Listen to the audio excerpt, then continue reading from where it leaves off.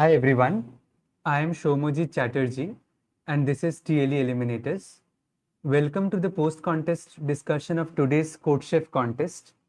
We will discuss the first 5 problems of Div 2 today. So I hope you all had a fun contest. So before we start, I would just like to confirm once whether the video is clear and my voice is completely audible or not. Guys, give a quick confirmation in the chat.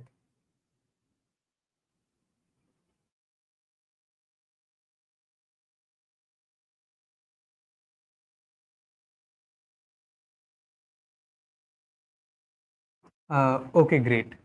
So let us start with today's PCD. But before that, for anyone of you who are unaware of this, just a second. Yeah, so for people who are unaware, so this is the newly launched version of the CP31 sheet of TLE Eliminators.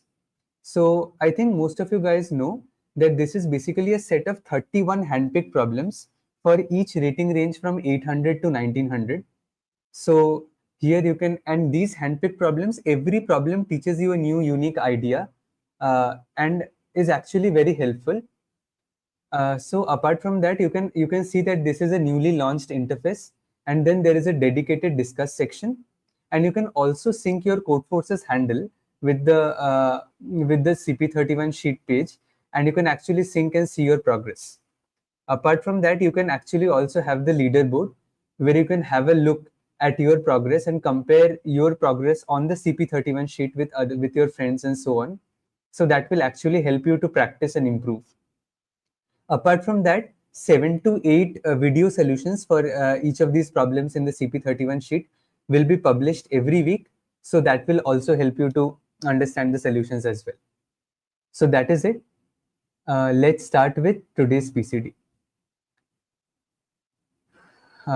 Okay, great. So let me start with the first problem.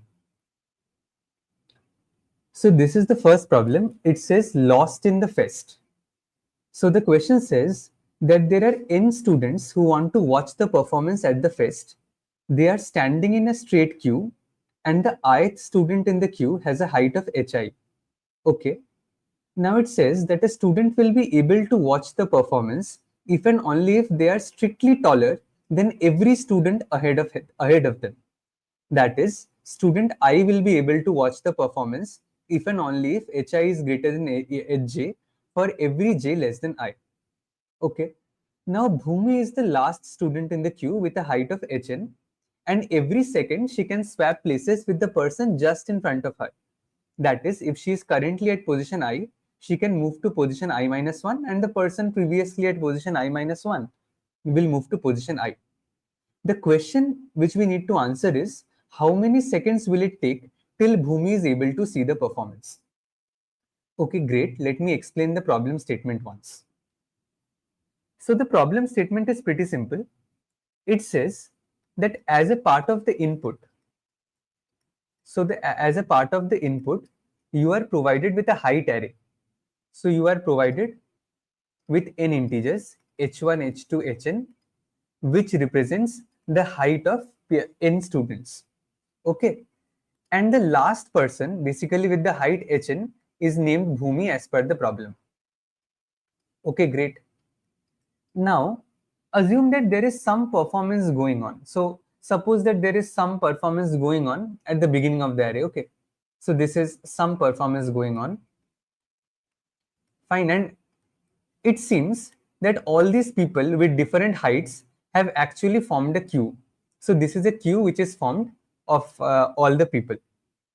Okay. Now the question says that look at the ith person. So look at the ith person. He has a height of hi, right? Can this ith person see the performance? So it says that the ith performance can see the ith person can see the performance. So ith person can see the performance only when hi is greater than hj for all j less than I. So that basically means that if I have some person, suppose this is the ith person with a height of hi, he can see the performance only when all the people who stand in front of him are smaller than him. So if the height of every person in the front of hi, so these are all edges where j is less than I, right? So if the height of all these edges is less than hi, then only this ith person can see the performance. So if there is even a single guy whose height is greater than equal to hi and he stands in front of hi, then this ith person cannot see the performance. Okay, clear? Now the question says, so now let us come back to the question. Now the question says that Bhumi wants to see the performance. Okay. So Bhumi wants to see the performance. But it may happen that there is some person standing in front of Bhumi who is taller than him. Right. So if Bhumi wants to see the performance, Bhumi has to come in front. Now the question says that in 1 second, Bhumi can come one step forward. Right. So he is in the nth position. So he or she is in the nth position. So after 1 second, he may come to the n minus 1th position.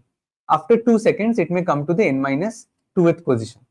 And so on. It asks what is the minimum time required such that Bhumi comes forward and then is finally able to see the performance. So what is the minimum time required for Bhumi to come forward and finally reach a position from which he or she can see the performance? Okay, so is the problem statement clear? So is the problem statement clear? Any doubts with the problem statement itself?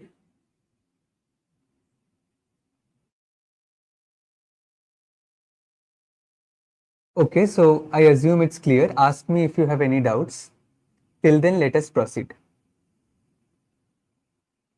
So now the idea is pretty simple. So suppose there are n people standing, right? So let me mark these indices. And it goes on.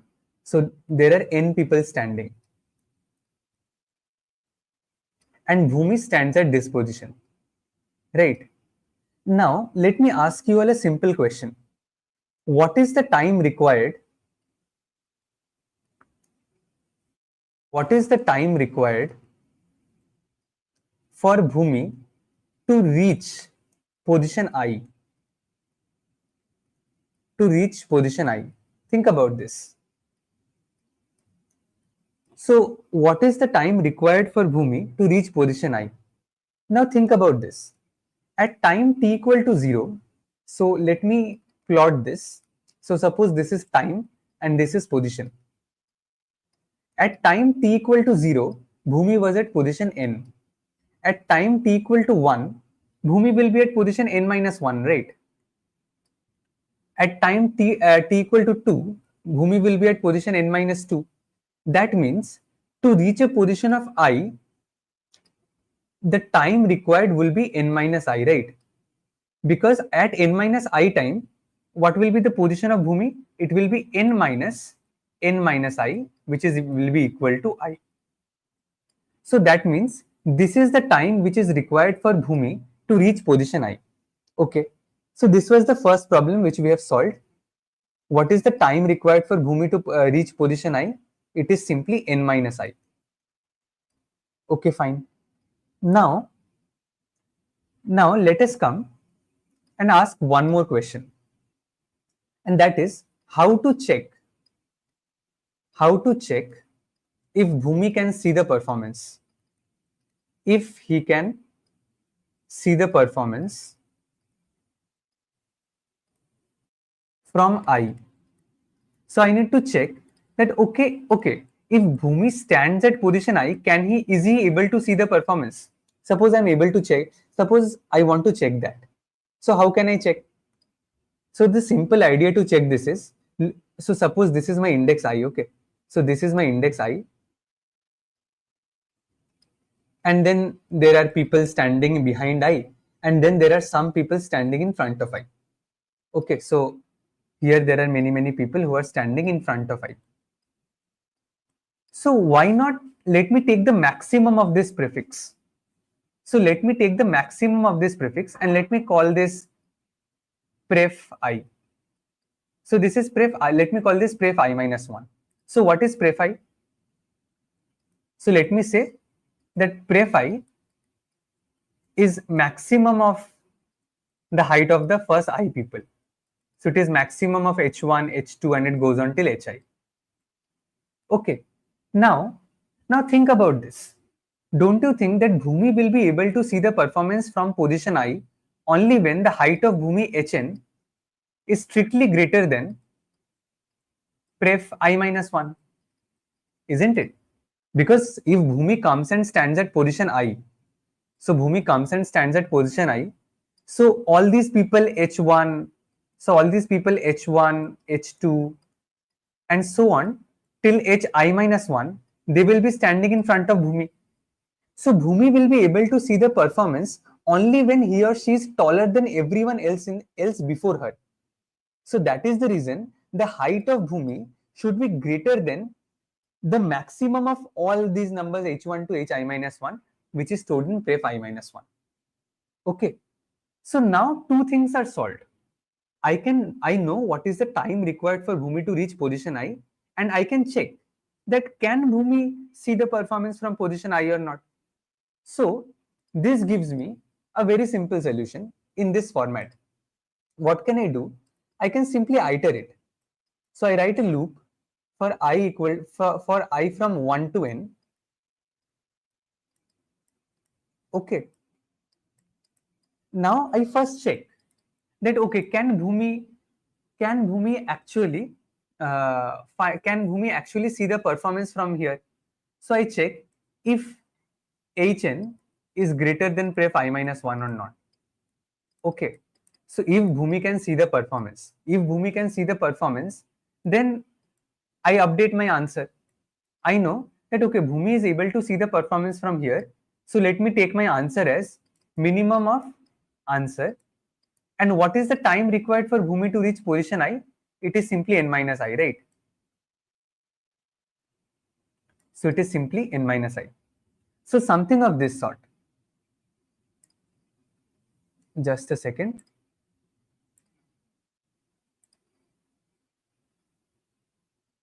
Yeah. So the idea is simple, that I can check whether Bhumi can see the performance from position I or not, and if he or she can see the performance from position I simply update my answer and take the minimum of all possible answers, and that should be the minimum time required for Bhumi to see the performance, right? So any doubts up to this? Okay, so let me show you the code once. And it implements the exact same idea which I have discussed. So I take the vector as input. So this is basically the height array which I take as input. And I initialize my answer with n minus 1. So why do I initialize my answer with n minus 1? This is same as saying that, okay, whatever happens in n minus 1 time, Bhumi can come to the front of the array, right? So in n minus 1 time, Bhumi will be able to come to the front of the array, and then he or she will be definitely able to see the performance. So my answer will be always less than equal to n minus 1. So let me fix my initialize my answer with the highest possible value it can take, that is n minus 1. Okay. And then I simply maintain an mx variable which denotes what is the maximum height up to now. Fine. So now I simply do this. I check that okay, what does v dot back represent? V dot back is basically the height of the last element in the array, right? So that is basically the height of Bhumi. And I check that okay, is v dot back greater than mx? If v dot back is greater than mx, that means the height of Bhumi is greater than the height of everyone standing in front of her. That means we can take this and use it to update our answer. We got this -1 here because I have written this code in zero-based indexing. So that is something you can check. And then I finally print, and then I finally update my max variable, and I finally print my answer. Okay, great. So any doubts in this approach? Yeah, Arpit, there are alternate approaches, and most of them are like almost similar and have the same idea, so it should work. Okay, great. So let's start with the second problem.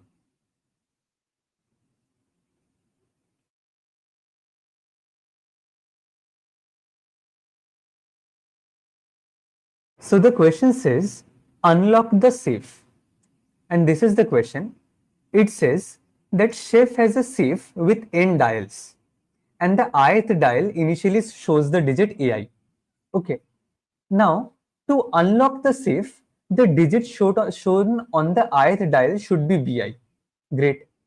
Now, in order to achieve this, chef can choose a dial and perform one of the following two moves on it. One is an up move and the other is a down move. What does up move do? It increases the number on the chosen dial by 1. So if it is 9, then it becomes 1 in the next step. Okay. And down move decreases the number on the chosen dial by 1. And if it is 1, then it becomes 9 in the next step. So this is something a sort of a circular dial. Fine. Now, in order to not seem too suspicious, chef thinks he has to use exactly k moves to unlock the safe. So is it possible for chef to unlock the safe while performing exactly k moves in the process? Okay. Note that chef is allowed to reach the target digits even before k moves. However, even if he does that, he must still continue making moves till he has made exactly k moves. It is not allowed to stop before that. Okay, so let me explain the problem statement once. So the question says that there is a safe. So basically you are given n integers a1, a2 and so on till an. Okay, and this is the initial state of a safe. A safe has n variables, and if all of them match, then the lock will open basically. Right. Now our objective is to convert this array a1, a2 till an to the new array b1, b2, and it goes on till bn. Okay, so this is our objective.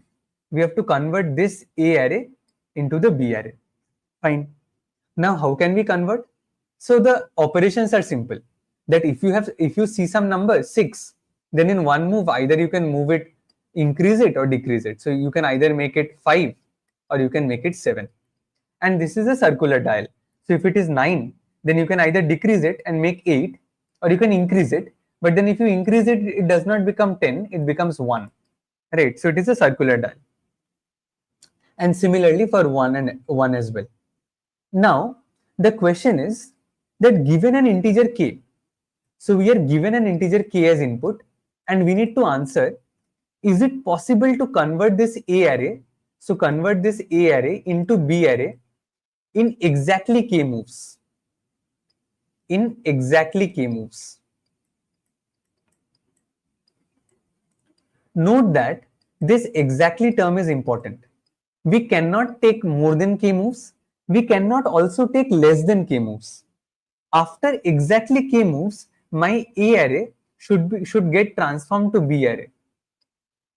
Okay. So even if I reach from A to B in say suppose less number of moves and suppose k is very large, still I need to keep on moving so that I make exactly k moves, and then I need to check, okay, is it possible to convert A to B in exactly k moves or not?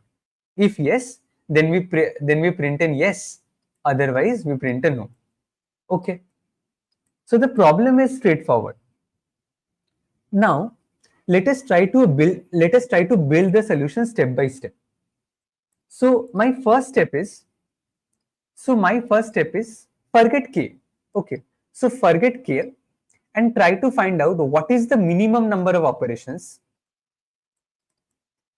What is minimum number of operations needed to convert A to B?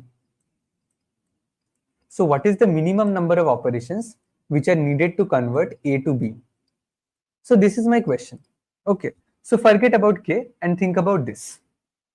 Now, if I need to convert A to B, that means I basically need to convert all these integers from A1 till A2 and it goes on till AN to the new integers B1, B2 and so on till Bn. Okay.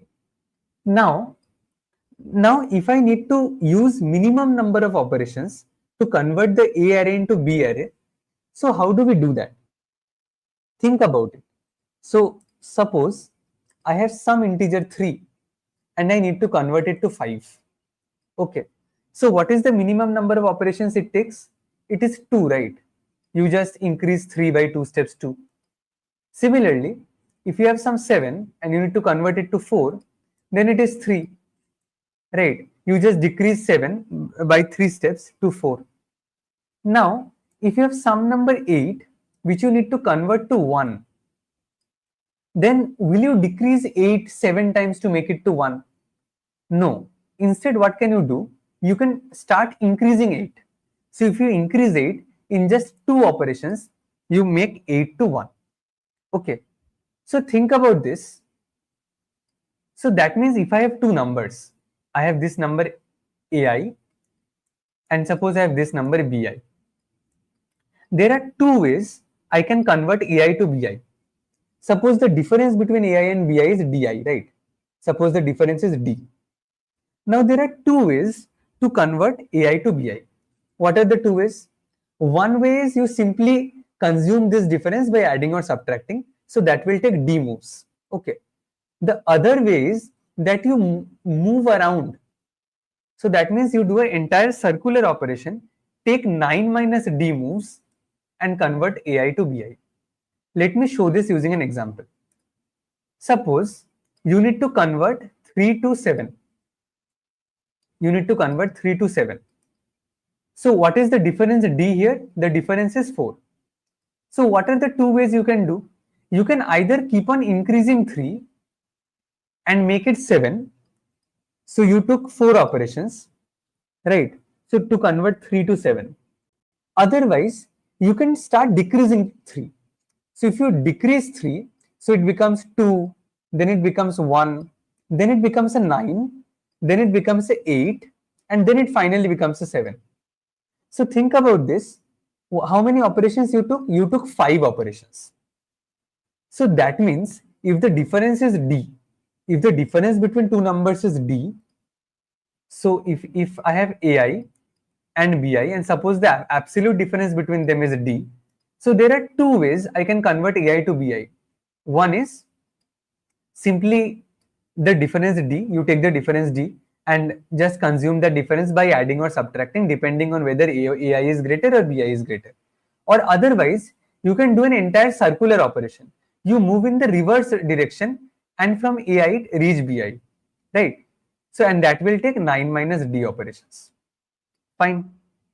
Now, what was my initial question? I asked the question, what is the minimum number of operations?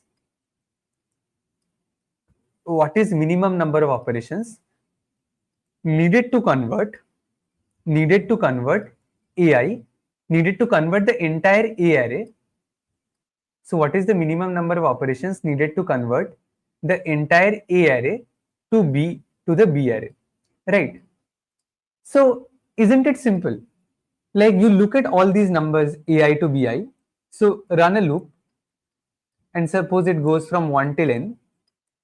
Okay. So now you have AI and BI. So suppose D is the absolute difference of AI and BI. And just add up answer plus equals the minimum of D and 9 minus D, right? Because if you need to convert AI, if you need to convert this integer this digit AI to the digit BI, either you have to take D operations or you have to take 9 minus D operations. So why not take the minimum of them, right? Because we need to minimize the number of operations from A till B. Okay. So now if I use this algorithm, I get the minimum number of operations required to convert AI to BI. Guys, please confirm once. Is it clear up to this?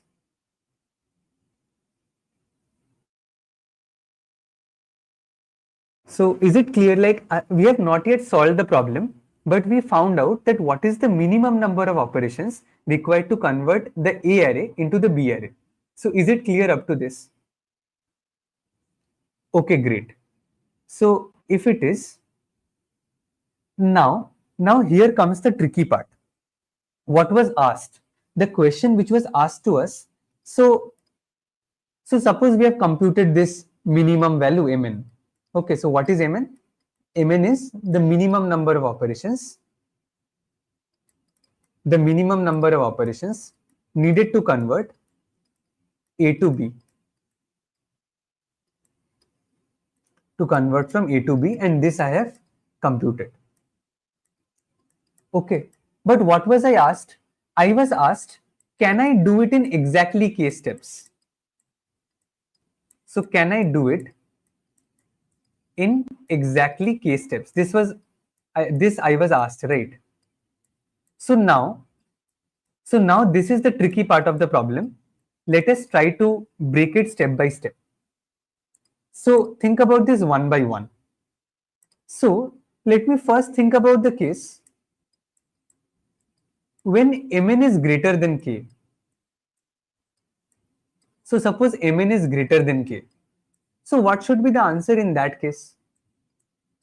So anyone? Like what if the minimum number of operations required is greater than k itself? So what should be the minimum? So what should be the answer? Like, is it trivial? So if you think about it, exactly. So if you think about it, it should be no, right? Because what does mn say? Mn is the minimum number of operations required to convert the A array to the B array. So if you give a value of k which is even less than mn, how will you be able to do it? Because mn is the minimum, right? You cannot do it in less than mn operations. So if the value of mn you got using our earlier logic is greater than k, you simply print a no and return. Fine. Now, so now our second case is we need to handle when mn is greater than equal to k. Fine. So mn is greater than equal to k. So this we will handle. Fine. Now, so this was our second case. So let me break this second case into two more cases. So the first case is, what if mn and k are of the same parity? So mn modulo 2 is k modulo 2. So I basically mean, what if, like, if mn is odd, then k is also odd.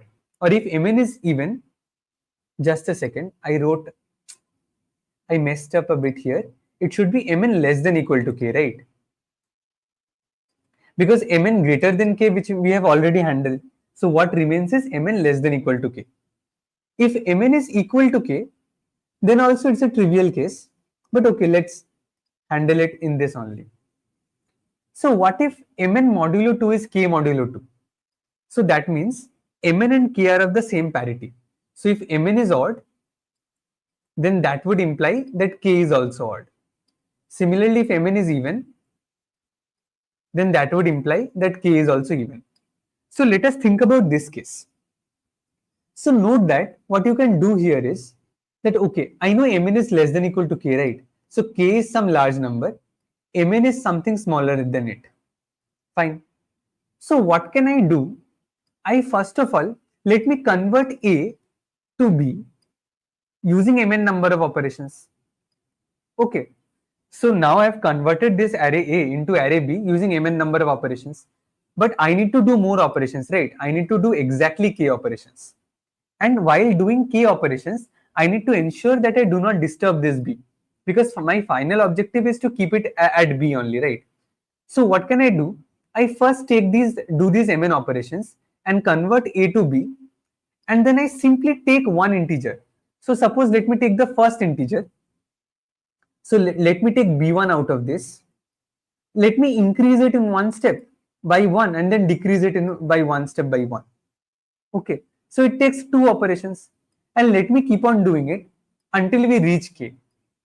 So since mn and k are of the same parity, I first of all I convert A to B using this mn number of operations, and then I choose one element of B, and then I simply increase it once, decrease it once, and keep on doing it unless I reach k. So note that in this case the answer is always yes. The answer is always yes. So this is like, so this is something like that. Okay, suppose your mn is 10 and your k is 20. Okay, so now you had this A array, A1 till AN, and you took 10 operations to convert this to B1 till Bn, right? So my idea is simple. So after you have converted B1 to Bn, you need to do 20 operations. So that means you need to do 10 extra operations. So how can you do 10 extra operations such that this array does not get disturbed? It remains same as B. So my idea is simple. Pick one random integer. So let me pick this. In one step you increase it. So you make it B1 plus 1 and rest all other things remain same.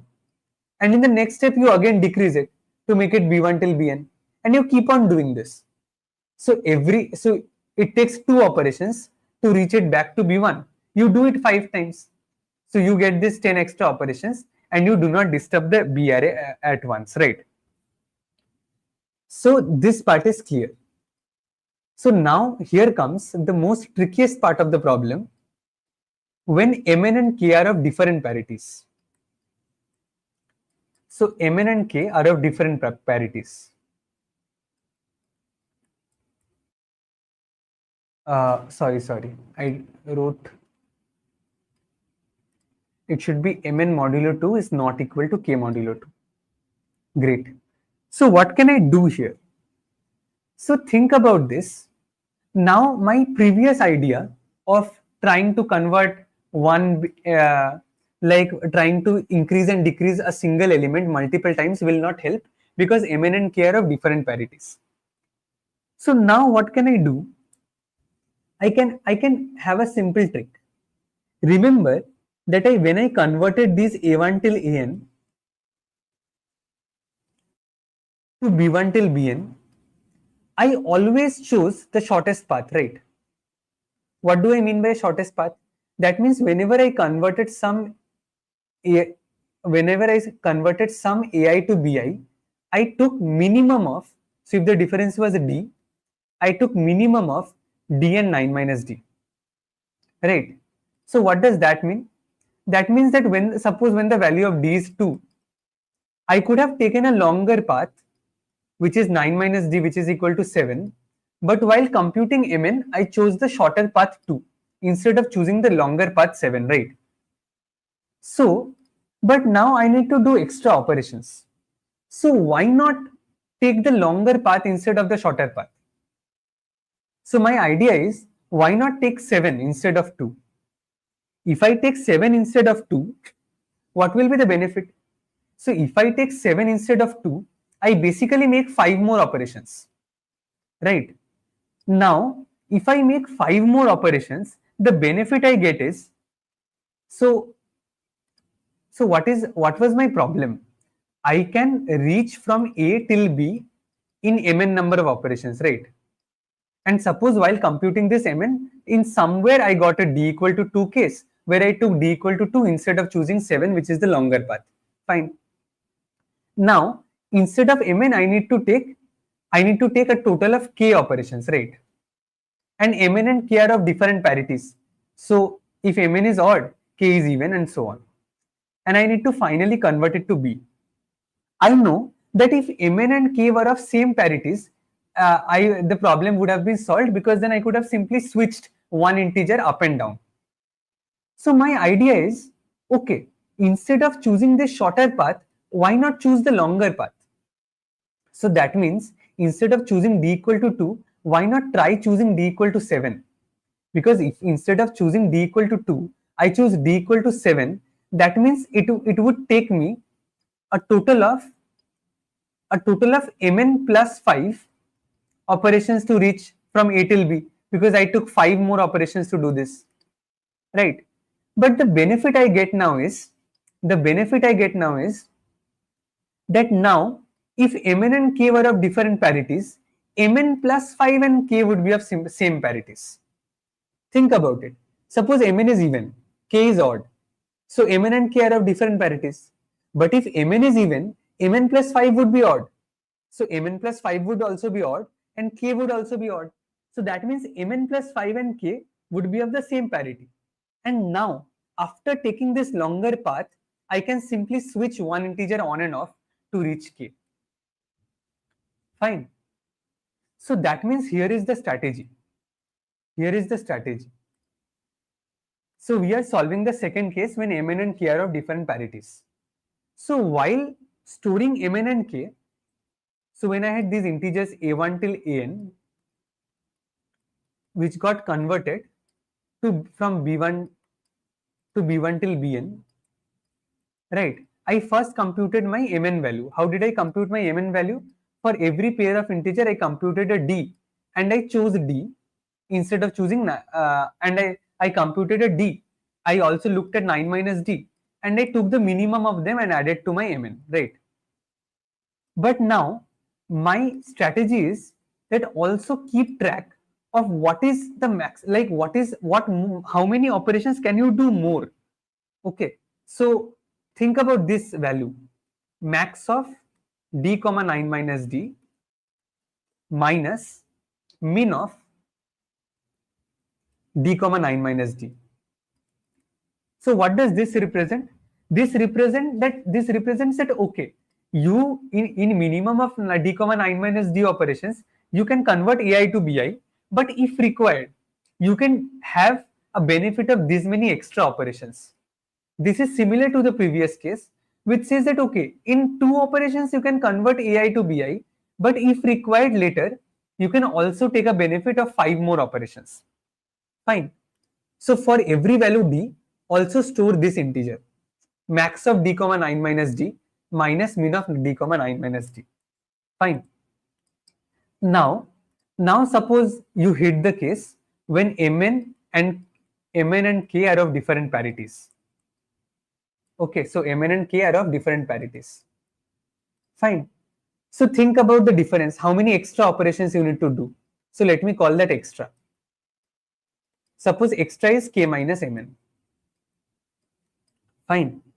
Now, note that I need to do k minus mn extra number of operations, and this is an odd integer, right? Because mn and k are of different parities, this is an odd integer. So my idea is simple. Why not? So if from this list, which I have stored, look at the minimum of this list. Okay. So suppose the minimum of this is S star. So let me look at S star. S star is minimum of all those values. Like what is the maximum, what extra operation I can do. And note that all these integers are odd, right? Because max of d comma 9 minus d minus min of 9 d comma 9 minus d, this will always be odd for any d. So here also look that if d is 2, 9 minus d is 7, 5 is odd. So for any d, you can see that this is odd. So that means what does S star represent? S star represents that okay, if required, you can do S star extra operations whenever you have a wish. So now, if I see that extra is greater than equal to S star, if extra is greater than equal to S star, what does that tell me? That tells me that okay, I can do these extra operations. How? First of all, I do these S star operations by taking a longer route instead of a shorter route. Okay. So I took these extra operations. After doing this, because this was also odd and this was also odd, I am remained with an even number of extra operations, which I can simulate by simply taking one integer on, by making one integer on and then making it off again, and keep on doing it multiple times. Right? So if extra is greater than equal to S star, then the answer is yes. Otherwise, the answer is no. Okay. So this was the logic. So any doubts with it? So what we can do is, let us try to construct an example. So let me take the example from the contest itself. So suppose I take the last example. It says k is 12 and I have these integers 4, 6, 1, 7, 6, 5, 8 and 9. Okay. So I have these integers. So my k is 12. My A array looks like 4, 6, 1, 7 and B array looks 6, 5, 8, 9. Okay. So A looks like 4, 6, 1, 7 and B is 6, 5, 8, 9. Okay. Now, what was the first step of our logic? The first step was computing MN, computing the minimum number of operations required. How did we do it? We do it by choosing how many operations we take. Right. So let me compute the value of MN. So for here, what is the minimum number of operations I will take? 2, right? Here I will take one operation. How did I compute this 2? Here I first computed D. So D was 2. And then I took the minimum of D comma 9 minus D, which remains 2 in this case. Here what will be the minimum? Similarly, here I first of all look at the difference. Difference D is 7. So I take the minimum of D comma 9 minus D, which is 2. And here also it is 2. So what is the total minimum number of operations required to convert A to B? It is 7. Fine. So it took 7 operations to convert A to B in minimum number of operations. Fine. So now K is 12. K is 12. Mn is 7. So this comes in under the case when K is greater than equal to Mn. And note that K and Mn are of different parities. If K and Mn are of same parity, we could have simply printed yes, because we know that okay, once we reach B using Mn number of ways, I can simply do an up move and do a down move on the same integer, keep on doing it, and I will reach K operation. So that is fine. But here K and Mn are of different parities. So my idea is compute S star. What is S star? So let me try to compute S star here. So let me rewrite this once again. So my A array is 4, 6, 1, 7. My B is 6, 5, 8, 9. My difference D is 2, 1, 7, and 2. I'm looking at the absolute difference. And my Mn values were 2, 1, 2, and 2, right? Now I'm trying to compute S star. Remember, what does S star represent? S star represents that how many more operations will you do to convert A to B if you take the longer route. Okay, so think about this. When you convert A to B, you took 2 operations. But if you take the longer route, you would have taken 7 operations, right? So how many more operations? 5 more operations. Similarly, when you convert 6 to 5, you took 1 operation. But if you would have taken the longer route, how many more operations you would have done? So you would have done 8 more operations. Sorry. So you would have done 7 more operations, right? Because 1 operation here, if you would have taken the longer route, you would have done 8 operations. So total of 7 extra operations. Similarly, here, like we did from 1 till 7, we went using 2 operations. But if I would have taken the longer route, I would have done 7 operations. So that means 5 more operations. Similarly, 5 also for here. Okay. So for every integer, I compute Mn. So this is my minimum number of operations required. But I also compute that, okay, how many extra operations will I take if I take the longer route? Okay. So now I get that, okay, so this is my S star. I look at the minimum of all these values, so which is 5. So now think about this. What is the difference of them? 12 minus 7, the difference is 5. Okay, so this was my diff. Difference is 5. Now my difference is greater than equal to S star, right? So my difference is 5. So this indicates that, okay, I need to do 5 more operations. Then I could have simply taken a longer route, right? So instead of taking a shorter route, if I would have taken a longer route, these 5 extra operations would have been compensated. So that is basically reflected using my equation diff greater than equal to S star. So basically says that if the number of operations I need to do extra is greater than equal to the number of operations I take using a longer route, I can always do it. So that is the idea. So since diff is greater than equal to S star here, we print an yes. Now here only, if K would have been 10, then this diff would have been 3. But my minimum value of S star is 5. That means I would have to take at least 5 operations if I take a longer route. So in that case, my answer would have been no. Fine. So is the logic clear? Any doubts with at any part of the program? Or guys, at least confirm if it is clear. Let me show the code once. So here is the code. I do the exact same thing in the code. So look here, what do I do? I first of all take n and k as input. Then I take the array a and b as input. And then I first of all compute this answer. This answer is same as my mn. So it is the minimum number of operations required. Think about it like this. Okay. So how do I compute it? I said, okay, that difference is absolute value of ai minus bi. I take the minimum of diff and 9 minus diff and add it to my answer. Fine. And this is how I compute the value of S star. So S star is how many minimum of how many more operations I will take if I take the longer route. Okay, fine. Now what do I do? I say that okay, if k is less than answer, then we just simply print a no because we can never do it.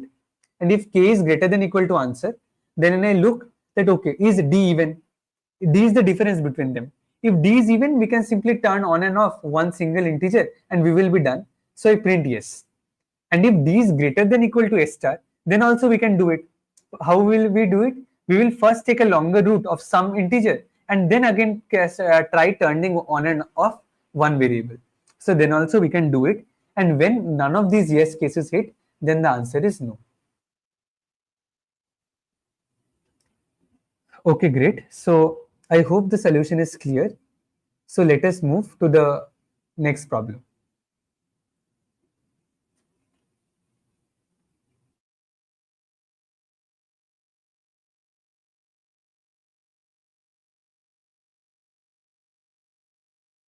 So this is the third problem of the contest, and this was a relatively easier one.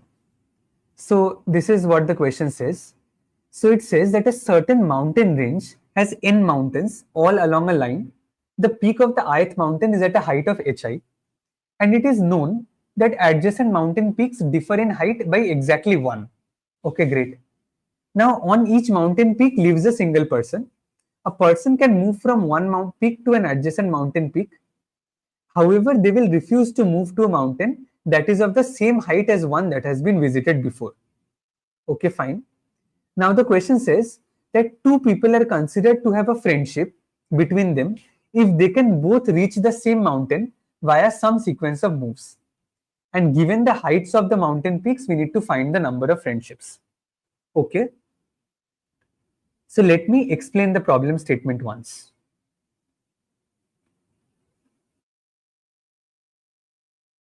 So the question is pretty straightforward. It says that we have been given n integers which represent the heights of a mountain. Okay, so it goes from h1 till hn. Fine.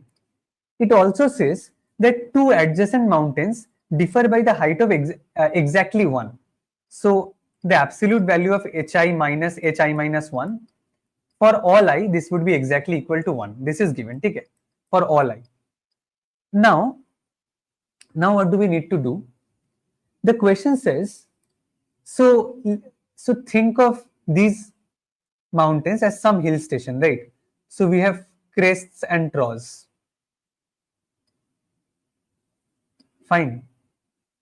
So suppose this is how the range looks like. So these are all my h values. So these are all my integers. Fine, and so on. We know that the height of two adjacent mountains differ by exactly 1. So suppose it looks like this. Now it says that consider two people in two different hills. So suppose one person P1 lives here and one person P2 lives here. So it says, first of all, it says that a person P1 can move to any other adjacent hill, but it hates going to hill of the same height before. So that means this person P1 can move upward and can move any part up to here, but it will not come back. Why it will not come down? It will not come down because once it comes down, it reaches the same height as some other point which it has already traversed before. So this person P1 basically traverse in this region, right? It will never cross this uphill, because if it crosses this uphill, basically it traverses the 2 points at the same height twice. Similarly, it will never move up from this downhill, because if it moves up from this downhill, it like passes from 2 points of the same height twice, which is not allowed. So every person, what does it does? So every person can move in some region. So for P1, P1 moves in this region. Similarly, P2 moves in this region. Similarly, if there is some other person P3, P3 can move in this region. Like it can go from here till here, and it can come back till here.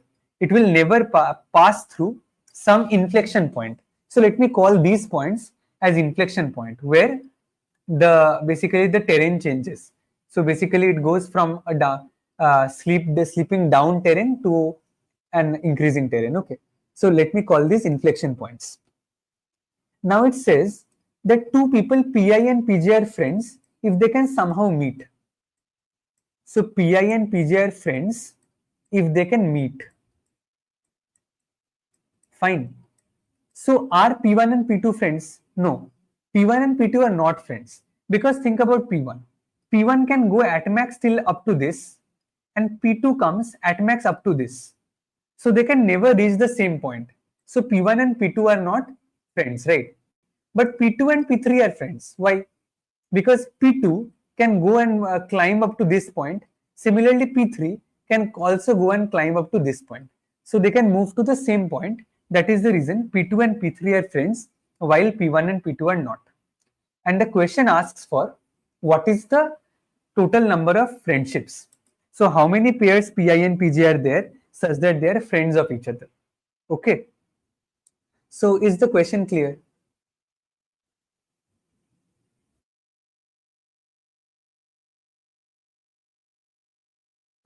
So is the question clear for everyone?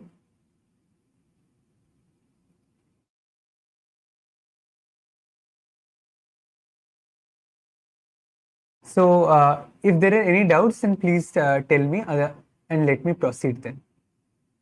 So my final objective is to find out what is the total number of friendships. Okay. Now I will do something different. I will try to compute the total number of people which are not friends of each other. Okay. So total number of, let me call them total number of enemies. Though it is not necessary that two people who are not friends are enemies, but for the sake of simplicity, let me call them enemies. So I will compute the total number of enemies, and then I will subtract it from the total number of pairs to compute my answer. Okay. So when do I call two people as enemies? So here P1 and P2 are enemies. Why P1 and P2 are enemies? Because P1 can move from this point till this point. This is the maximum point up to which P1 can come. And P2 can come from this point up till this point, right? And it cannot come beyond it. So that means P1 and P2 can never reach the same point. That is the reason P1 and P2 are enemies. Okay. Now the idea is very simple.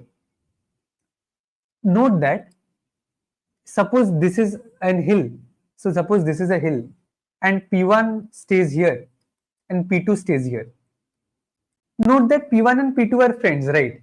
Because P1 can move from this point up till this point, and P2 can also move from this point up till this point. So P1 and P2 are friends here. Similarly, in the reverse case also, if I have something like this, and suppose P1 stands here and P2 stands here, then also they are friends because they can come back and meet at this point. Similarly, if suppose P1 and P2 lie at the same stretch, so suppose P1 stands here and P2 stands here, then also P1 and P2 are friends, right? Because P1 can simply go till P2. So when are P1 and P2 not friends? When are P1 and P2 enemies? P1 and P2 are enemies only when there are at least two inflection points. So there must be at least two inflection points between P1 and P2. So this is P1, this is P2. Okay. Now, here P1 and P2 are enemies. Why? Because P1 can go up till at max till this point, and P2 can go from here at max till this point. So this is the case where you can say that, okay, P1 and P2 are enemies. So my observation is simple. What is my observation? My observation is, for P1 and P2 to be enemies, for P1 and P2 to be enemies, there must be at least two inflection points. So there must be greater than equal to two inflection points between them. Okay, so this is the idea. So now let us try to count the number of enemies, which will be pretty straightforward. How? First of all, so suppose I have been given some integer array, right? So suppose I have been given 10, 9, 8, 7, 8, 9, 10, 11, something of this sort. Okay, so whatever integer array is given to me, first of all, try to imagine it as a hill-like structure. So I have 10 here, and it goes on and decreases till 7. And then it again increases till 11, and then it finally decreases. Okay, so it looks something like this. And then there are people standing here. So this is 10, this is 9, this is 8, this is 7, and so on. So there are people standing here, and we need to compute the number of enemies. Fine. Now, my idea is that, okay, two people are enemies only when there are at least two inflection points, right, between them. So let me iterate over. So let me first find out the inflection points. So let me first find out my inflection points. So when do I call a point an inflection point? When that point is either at the topmost point or the bottommost point of hill. So that is so that means I will call. So here 7 is an inflection point and 11 is also an inflection point, right? So that means I will call an integer vi to be an inflection point if vi is greater than, say, max of vi minus 1 and vi plus 1. So this is this case. Look at this case. This is vi and vi is, so this is vi and vi is greater than the maximum of its two neighbors, right?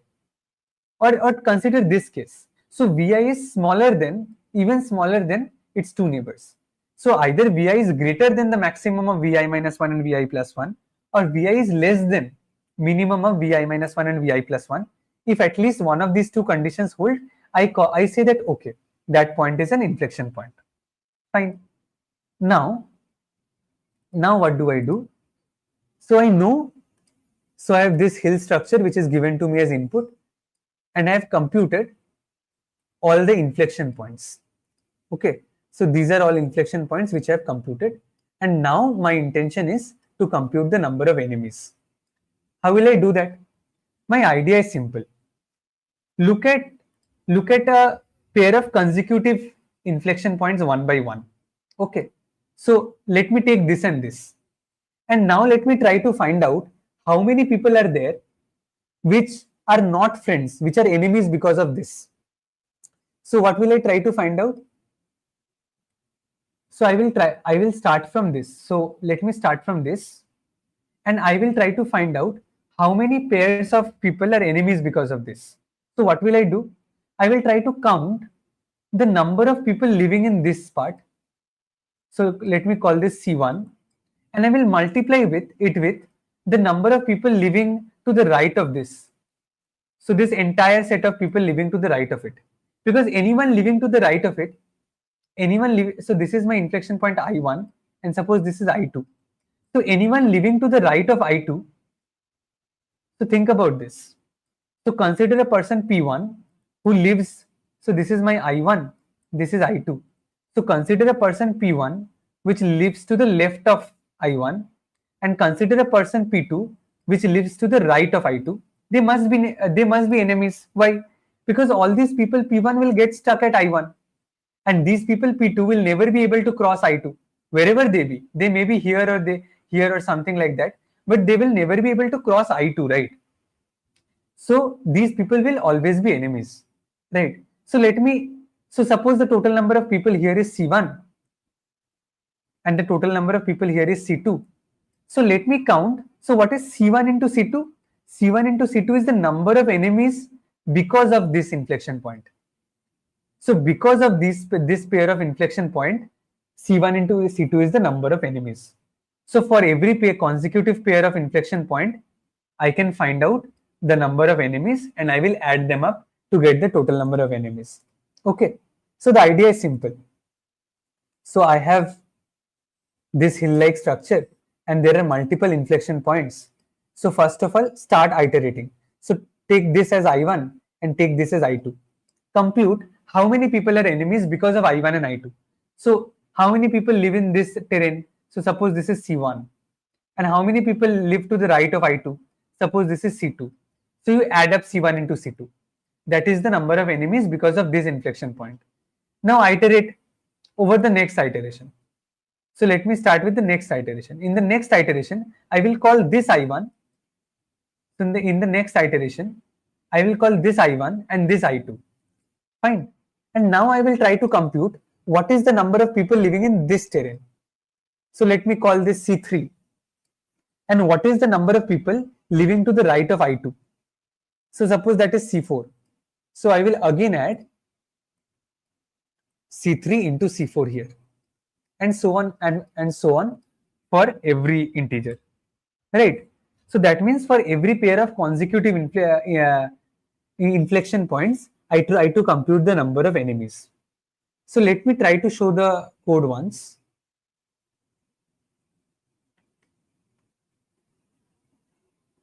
Okay, so Karthik says that we need to subtract friends in common region. So Karthik, my idea is that I do not compute the number of friends. I compute the total number of enemies and then I subtract it from the total number of friends, right? So I just need to ensure that the number of enemies which I count are not duplicate, which I'm ensuring by the fact that, okay, when I pick this set of inflection point, I take suppose this and this, then I take these people who are living in this terrain and I multiply it with all those people who are living to the right of I2. So if I do that, I basically ensure that, okay, because these people are definitely enemies, right? So I add them to the number of enemies and I will finally subtract this from my total number of friends. So let me show you the code once. I think it will be a bit clear then. So this is a pretty straightforward 10-line code. So what do? I take n and the vector v as input and I try to make a vector of inflection points. Okay. So what are inflection points? So at any I, if I see that, okay, is vi greater than max of this? So that means it is the topmost point of a hill. Or vi is less than minimum of this. That means it is the bottommost point of a hill. If any of them is true, then I know that it is an inflection point. So I push it back in my vector. So in my vector, I have the total number of inflection points. Okay. Now I initialize my answer variable with n choose 2. So that is n into n minus 1 by 2. So this is the total number of pairs. Basically the total number of pairs I have counted, and then I will subtract the total number of enemies from them to get the total number of friendships. Okay. So how do I do that? What do? I simply subtract. Look, what do I multiply? So you can think about that this is C1 and this is C2. So what is C1? C1 is inflection I minus prev. So in the prev variable, what do I store?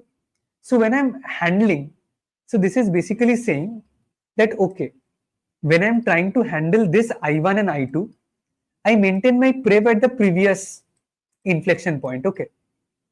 So how many people live in this region? Okay, so let me redraw this once. So suppose it looks something like this. Okay. Now this is my inflection point I1.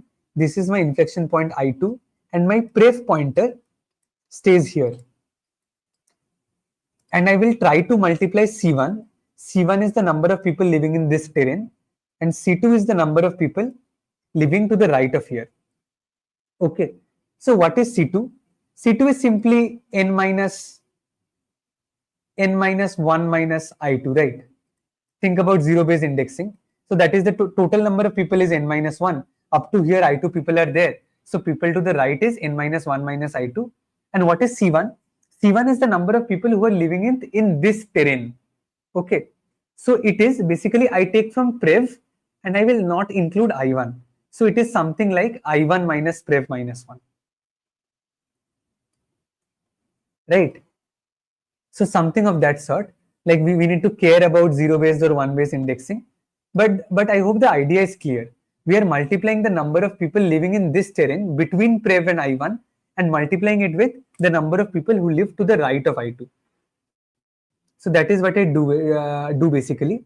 So this is my C1, that is I1 minus Prev, the number of people living in to the left in between that terrain. And this is the number of people who live to the right of I2.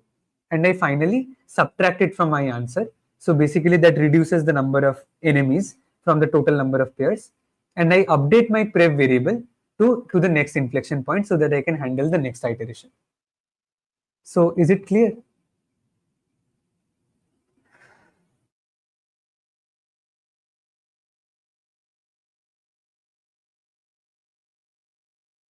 Okay, so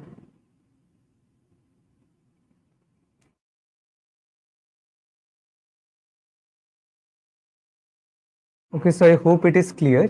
So let us proceed with the next problem. Okay, so before that, let me tell you. So let me share the feedback form for this contest with you all.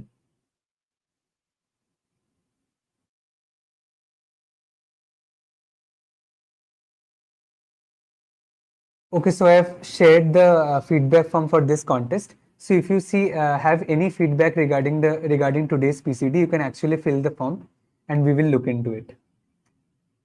Okay, so let's start with the next problem.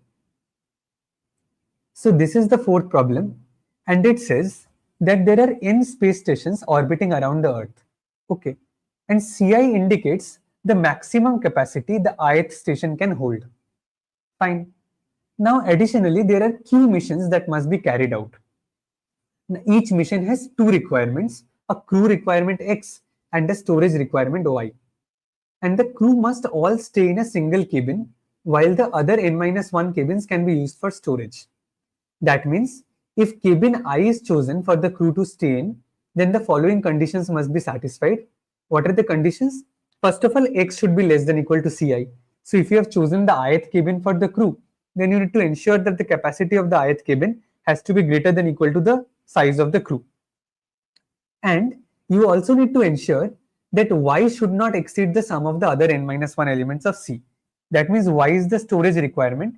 So apart from the crew, in all other chambers, you should be able to fill or maintain the storage condition. Okay. Now it says that you can increase to meet the demands of a mission. You can expand the capacity of any space station by spending one token. So you can increase the capacity of any space station by spending one token, and we need to find out the minimum number of tokens so that we can satisfy both the crew and the storage conditions. Fine. So let me explain the problem statement once.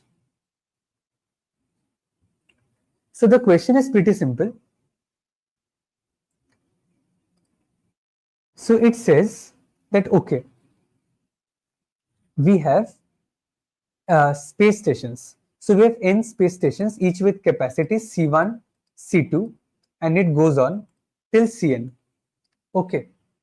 Apart from that, we need to satisfy Q missions. So we are on Q missions. Every mission gives you two integers x and y. So every mission gives you two integers x and y. X represents the size of a crew, y represents the size of the storage. And it is said that you need to allot this crew to some space station, and remaining all other things you will use for storage. Okay. So now if you want to set X to some space station, so suppose you choose the ith space station, you say that, okay, I will fill my crew in the ith space station. So you need to ensure that, okay, X is less than equal to Ci. right? The size of the crew should be less than equal to the capacity of the ith space station. Apart from that, you should also ensure that the space condition is satisfied. That means you use all other crews except the ith crew. So except the ith crew, you use all other crews, and you need to ensure that their capacities, that the sum of their capacities is less than equal to y. Okay, so these two conditions need to be ensured. Now, in order to ensure these two conditions, it may happen that you need to increase the capacity of these space stations, right? So it takes one token to increase the capacity of any one space station by exactly one. And the question is, what is the minimum number of tokens required so that both these conditions can be made to satisfy? Fine. Now think about this. I need to ensure two conditions. First is that x should be less than equal to ci, and the second is that y should be less than equal to c1 plus, and it goes till ci minus 1, and then we have ci plus 1, and it goes till cl. So we have ci missing here. Okay, now add up these two inequalities. What if I add up these two inequalities? What do I get? I get x plus y less than equal to, and now here I have sum of all integers. So x plus y is less than equal to the sum. This I also need to ensure. So I always need to ensure. So if I need to satisfy a mission x and y, I always need to ensure that my value of x plus y, my sum x plus y, is less than equal to sum, right? So this I need to ensure. Otherwise, the mission can never be satisfied. Fine. So what will I do when I'm trying to solve a mission? So given a mission, I first compute. I first check that, okay, is x plus y less than equal to sum? If x plus y is less than equal to sum, then it is okay. But if x plus y is greater than sum, then I would definitely require, so let me call this a lower bound, LB. So that means I will definitely require at least x plus y minus sum tokens. This I will at least require to maintain that the sum of x plus y is at least, like the sum is at least x plus y. Because if you do not maintain this condition, you are gone. Okay, so LB is the lower bound. That is the minimum number of coins you will definitely require if you want to satisfy the constraint. Fine. Now think about this. So now you have space stations, and suppose I have sorted them. Okay, so because the order does not matter here, so suppose I have space stations in sorted order. So here I have space stations in sorted order. So Cn is the largest capacity, C1 is the smallest capacity. Fine. Now I want to, so here I have been given a variable x, and my objective is to fill x to one of the crews and y to the remaining things, right? But the problem, there is one problem here. The problem is that if so suppose there is some chamber I, and I fill x, this crew, into this ith space station. So the problem is that if Ci is greater than x, so suppose Ci is 20 and x is 15, and you filled this crew into this chamber, okay, the problem which you will face is that this extra space of 5, right, this extra space of 5, this always remains unutilized. Note that if you fill a crew of size 15 into Ci, so this extra space of 5 remains always unutilized, because you do not use the same cell where you have placed the crew to maintain storage. So that means that space of 5 will be wasted, right? So if the space of 5 will be wasted, so that means it makes sense to choose a space station which is of minimum size. It makes sense to choose a space station which is of minimum size greater than equal to x, right? So why not choose a space station which is of minimum size greater than equal to x? Because if I use a smaller space station, then I will waste less space, right? So that is my objective. So first of all, what do? I first check that, okay, what is my LB? LB is x plus y minus sum. So this many amount I will require definitely. Okay. So now suppose these are my space stations. I have C1, C2, C3, and it goes on till some Ci here, and then I have Ci plus 1, and it goes on till Cn. And suppose my x lies in between somewhere here. Okay. So there are two ways. There is one way which you can do is what I can do is I can choose this space station. I can choose this space station to fit the crew, right? Because I need to choose a space station which is larger than x to fit the crew. So what do? I choose this space station which is just larger than x to fit the crew. Okay. So if I do that, how much space will I waste? I will waste this much space. What is this? This distance, this value is Ci plus 1 minus x. Right? This is the space which I will waste. So this is the space which I will waste. I also need to incorporate this wasted space and use it. Okay. So there are two choices. Like there are two greedy choices. One is this. Use the smallest space station which is just greater than equal to x to fit the crew. Okay. If you do this, you waste this much space, Ci plus 1 minus x to fit the crew. Okay. So how many tokens you required in this case? In this case, when you choose Ci plus 1, note that the number of tokens you require is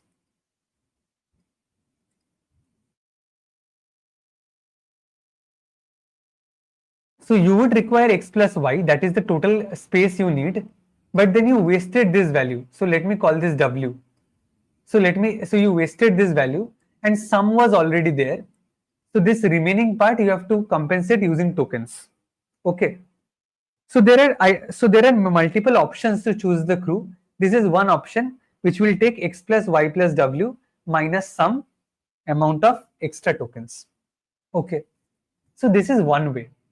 There is one more way to optimally solve this. What? The idea is, okay, I have space stations from here, right?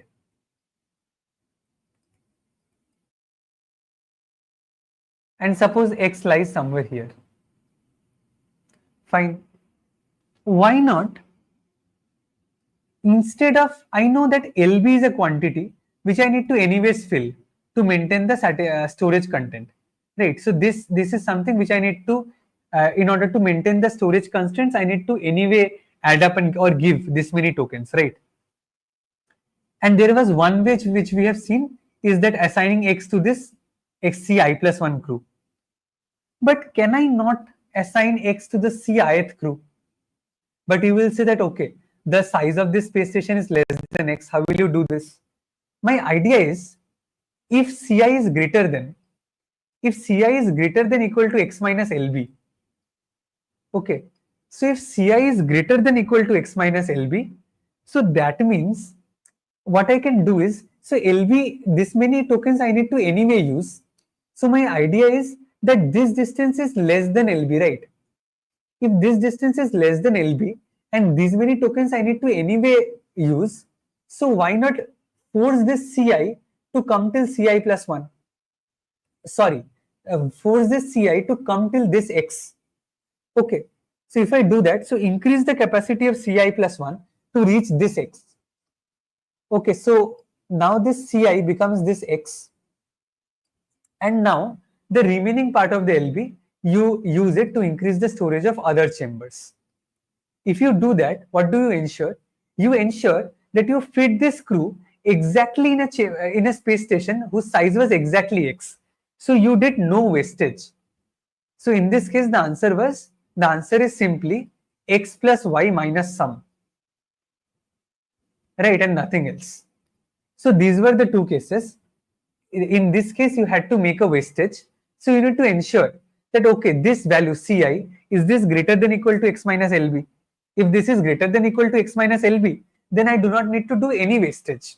And I can simply use x plus y minus some number of tokens to meet both the crew and the storage constraints. But if I see that, okay, Ci is not greater than equal to x minus Lb, then I have no other choice other than then I have two choices. Now wastage will always be there. So now what will I do? I will use this larger bag, larger space station to fit X, because now I cannot, because even if I increase Ci and by Lb amount, I will still not be able to reach X. So now there are two choices. One, I will use this X and assign it to the Ci plus 1th crew, or otherwise I use this Ci'th crew to finally assign it to X by increasing its capacity with whatever it is required.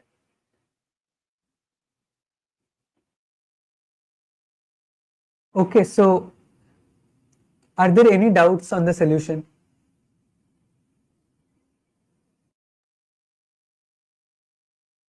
So let me show you all the code once.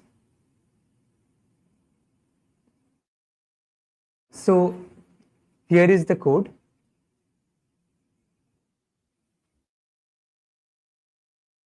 So if you look into it, the code may be a bit messier, but the logic is simple.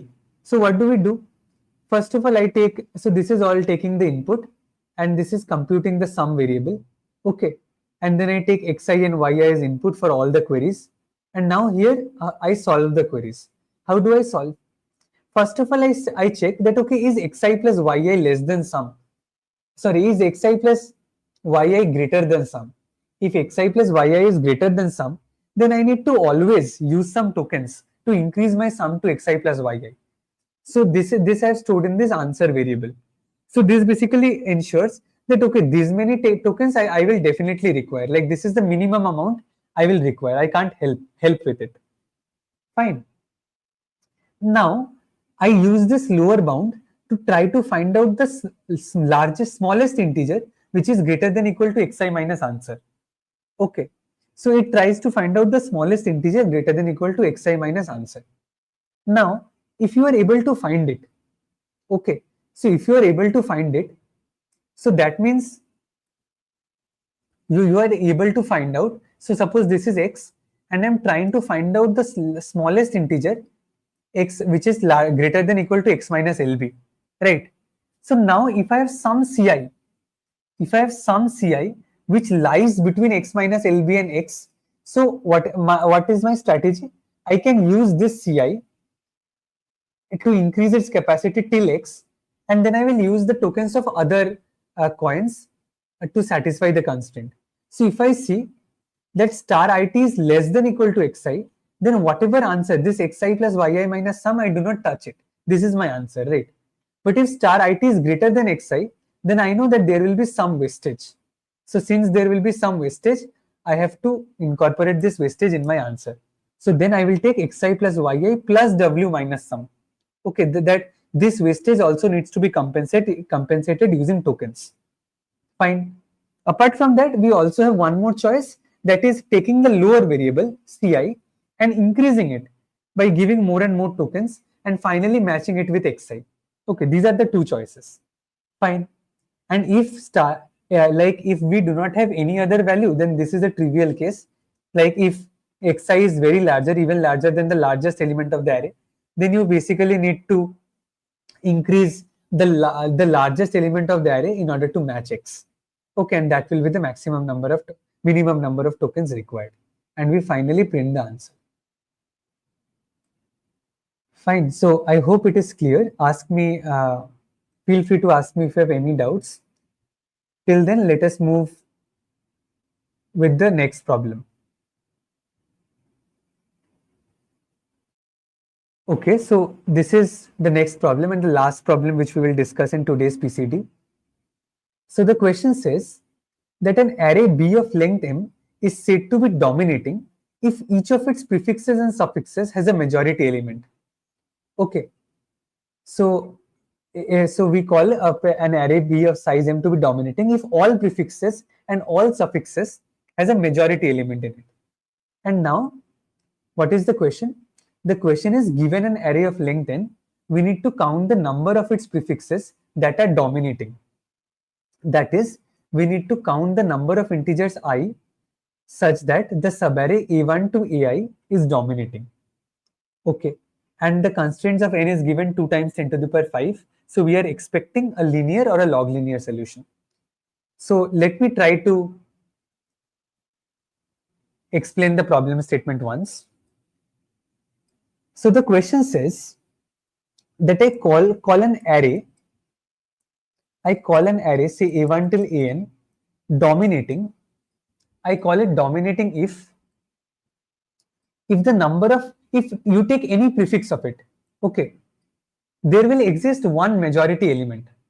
What is a majority element? We call I to be the majority element if its frequency A5 is greater than, strictly greater than, the seal value of, say, seal value of the length.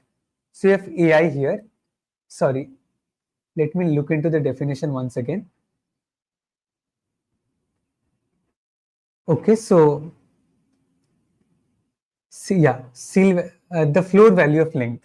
So it is I by 2 floor value, right? So basically it says that we call an element to be the majority if it appears more than half times. Okay, like we can write this as 2fi strictly greater than I. Fine.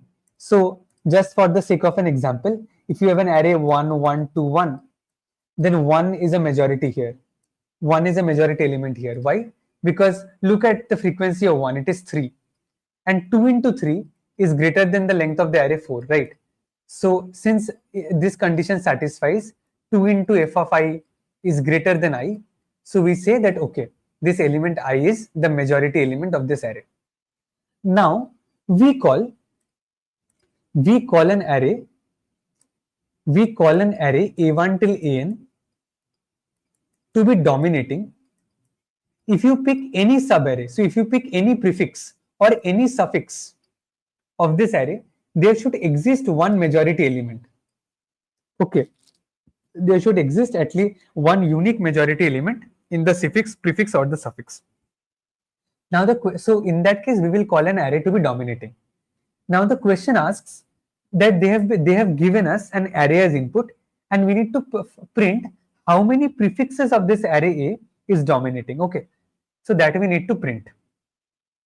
Fine. So we are given an array A1, A2, and it goes on till AN, and we need to print how many prefixes of the array A. So how many prefixes of this array, suppose it is still AI, and we need to print how many prefixes of this array I are dominating. And what is dominating? Like this prefix will be dominating if you pick any prefix of this subarray or any suffix of this subarray, and it has a unique majority element. Okay. Now, here is the first observation. And this is quite trivial or easy to note, that if there is one majority element, so suppose I have some dominating array. So suppose B is a dominating array, okay. So B1, B2, and it goes on till Bn. And suppose this is dominating. That means every prefix or suffix has a majority element. My claim is that all these majority elements should be equal. Think about this. Like what is B? Like what is the majority element of this single subarray B1? It is B1 itself. What is now B1 and B2 also has a majority. That means B1 has to be equal to B2, right?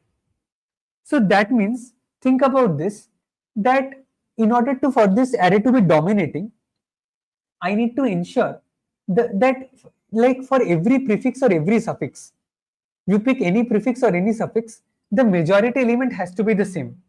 So it should be, suppose M is the majority element of this prefix, then it should also be the majority element of this suffix. Why? Because if I have this large dominating array, okay, so suppose I have this dominating array B1, B2, and it goes on till Bn. And what is the majority of this first element? This is, suppose this element is capital M. Okay, the first element is capital M, and capital M is the majority of the one length prefix. Okay. Now, since the array is dominating, there must exist a majority of these two elements. Now, in order to have a majority, both of these should be m, right? Now, think about this, that in an array of length 4, the majority element should appear at least 3 times. So, my idea is that if m is the majority of the of up to prefix 1, and then m is also the majority up to prefix 2, and so you take any prefix, m has to remain a majority. It cannot happen that m was the majority for some part of the prefix, you took a larger prefix and the majority changed, right? Because it cannot happen that you take a smaller prefix and the majority was I. So suppose m was the majority here, and you took a larger prefix now, and suppose the majority of it is m dash. So this m must be equal to m prime. The majority can never change. Okay, so this is an easy observation. So like even if you have values like suppose like this 1 1 2 1 2, fine. Look into here. Look here. Up to this 1 is the majority. If you take prefix of length 2, 1 remains the majority. If you take prefix of length 3, 1 remains the majority. And if you want to ensure that there is one single element which remains the majority for every prefix, this majority has to remain same. Why? Because if you want to change the majority, like if you want to change this majority from 1 till 2, then whenever you will get a 2, so there will come one instance when the frequency of the two elements will become equal. And in that case, the array will not remain dominating anymore. Because now if you take this larger prefix, there is no unique majority. There are 3 1s and 3 2s. So that means in order to ensure that a subarray is dominating or an array is dominating, the majority of all the elements should be equal. Okay. So now this gives us a simple observation. So now I have been given this new array, this array A1 till AN. Okay. So let me call this first element as capital M. Okay. Now what is the majority of this up to this prefix of length 1? It is capital M. And we have already argued that majority never changes. So if the array is dominating, the majority remains this capital M throughout in that case. Okay. So now, how do I check that up to this prefix I, how do I check that, okay, this capital M is the majority? Idea is simple. If I need to check up to some prefix I, I need to check, is capital M the majority? It is simply, we can simply check by seeing that, okay, is 2 times frequency of M, sorry, so we compute the frequency of M and we check is 2 times f of I greater than I. What is f of I? F of I denotes the frequency of M. So it denotes frequency of M, okay, in the prefix of length I. So I find out this prefix array, prefix of the frequency of M up to length I. And then if I check that, okay, is 2fi greater than I? If 2fi is greater than I, that means I know that, okay, M is the majority up to prefix I. Okay. So this way I can check whether some prefix has M as the majority or not. Now, how can I check? How can I check whether some suffix? So suppose I have this I length array and I need to check whether, and suppose this ends at J. Okay, so suppose this index is J and I need to check, does this suffix has M as majority? Does this suffix has M as majority? So this I need to check, because if I can somehow check in order one time that whether M is the majority of a prefix and M is the majority of a suffix or not, we are done, right? So I know that checking for the prefix part is easy. We just check whether 2fi is greater than I or not. Now I need to check for the suffix part. In the suffix part, so I have already pre-computed an array f where fi stores the frequency of M in the prefix of length I, right? So how many how many m appears in this area, in this region? Note that fi minus fj, that is the frequency of m in this region, right? Because fi is the total number of m's which appear in the entire array, and j is the total number of m's which appear in the prefix of length j. So fi minus fj is the frequency of m in this suffix part. And in order to ensure that we have a majority of m, we need to check that 2 times f of I minus f of j must be greater than I minus j, right? I minus j is the length of the suffix. I can manipulate it to write 2fi minus I is greater than 2f of j minus j. So think about this. If I need to ensure that this part of this suffix part has m as its majority, then 2fi minus I should be greater than 2fj minus j for all j. So whatever be the value of j be, 2fi minus I should be greater than the value of 2fj minus j. So this gives us a very simple algorithm. So how to check? So my idea is how to check that some prefix of length I is dominating or not. Check few conditions. What are the conditions you will check? First check, okay, is ai equal to m or not? Is ai equal to m? What is m? M is the first element of the array, okay. If ai is not equal to m, that means ai is not the majority of this last suffix. And I know in order for the array to be dominating, the majority of everything should be equal. So if ai is not equal to m, then we are gone, like it is not dominating. So ai should be equal to m. What is the second condition? 2 times f of I should be greater than I. This ensures that m is the majority in the prefix part, right? And what is the third condition? The third condition is 2fi minus I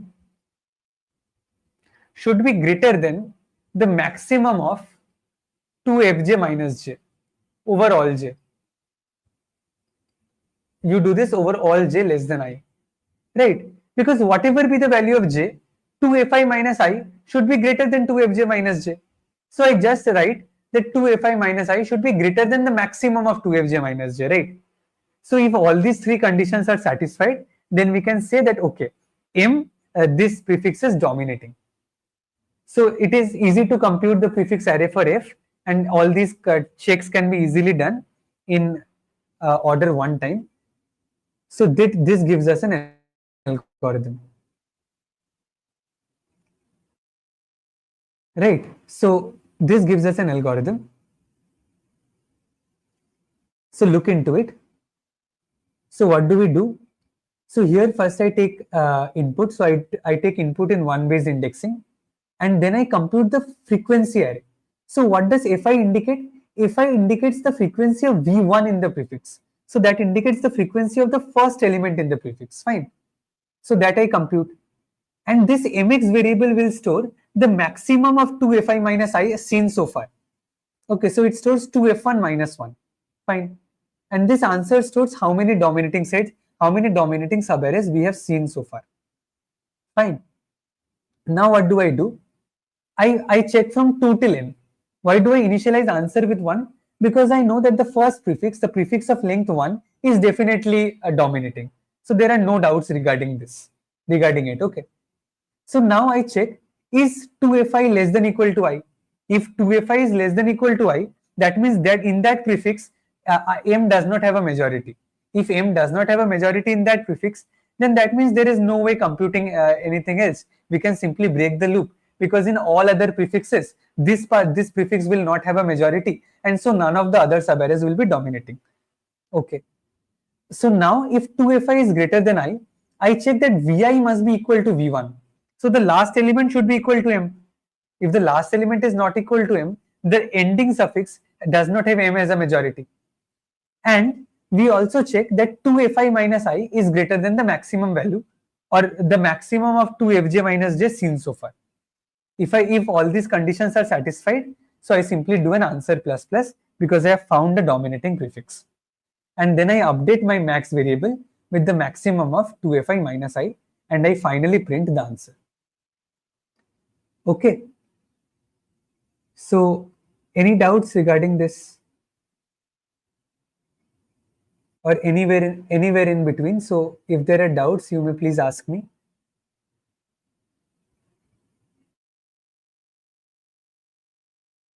Okay, thanks. That's it from my side then.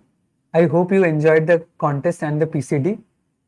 You may fill the feedback form for any feedback you want to give. Thank you, everyone.